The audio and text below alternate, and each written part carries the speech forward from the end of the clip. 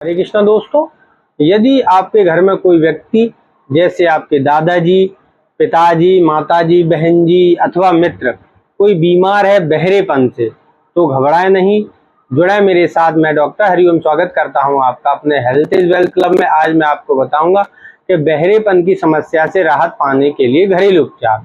तो सबसे पहले हम बात करते हैं बहरेपन की। बहरापन आता कैसे है?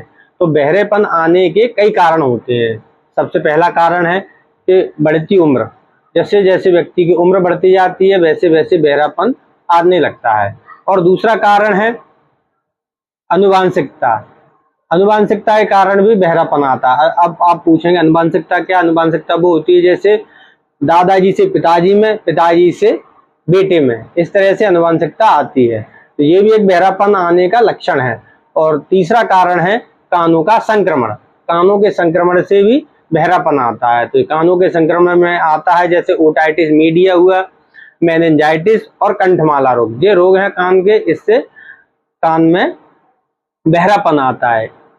अथवा जैसे हम अधिक ध्वनि के संपर्क में आते हैं, लगातार आते हैं, बार बार आते हैं, तो इसके कारण से भी हमारे कान की जो तंत्रिका कोशिकाएं होती हैं, उनके जो बाल होते हैं वो झड़ जाते हैं। उनके बाल झड़ने से तंत्रिका कोशिकाएं के जो मस्तिष्क में संकेत पहुंचाने का काम करती हैं, वो संकेत नहीं पहुंच पाता है, जिससे कान में बहरापन आता है। अब हम बात करते हैं कि बहरेपन को दूर करने की घरेलू उपचार या घरेलू औषधि। तो आइए देखते हैं। तो यहाँ हम सबसे पहले लेते हैं अनार के पत्ते, जो किसी भी गांव के क्षेत्र में आपको आसानी से मिल जाते हैं, क्योंकि गांव में अनार का पौधा लगा रहता है, पेड़ लगा रहता है, तो ये आपको मिल जाता है, या किसी भी घर में आपको यह मिल जाएगा ज्यादातर। और बेलपत्र, ये तो एक आम पौधा है जो हर घर में या हर गांव में आपको मिल ही जाएगा, बेलपत्र का पौधा। और तीसरी औषधि के रूप में लेना है तिल का तेल।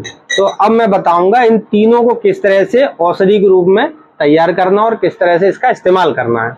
तो सबसे पहले अनार के पत्तों का रस लेंगे 50 ग्राम, 50 ग्राम बेल के पत्र का रस लेंगे और 50 ग्राम तिल का तेल लेंगे। ये सब तीनों चीजें बराबर मात्रा में लेते हैं और तीनों को आपस में मिक्स कर लेंगे और इसको एक आंच पर धीमे धीमे इसको पकाएंगे।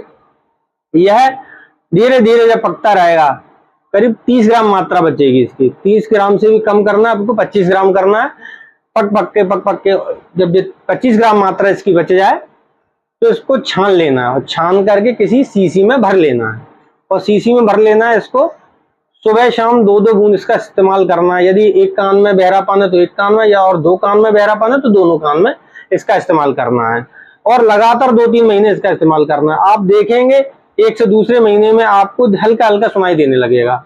और यह प्रतिक्रिया आप बराबर जब करेंगे तो आपकी जो बहरापन है, जो बहरेपन की समस्या है, वो ठीक हो जाएगी। आप पुनः सुन सकते हैं, पुनः सुनने लगेंगे।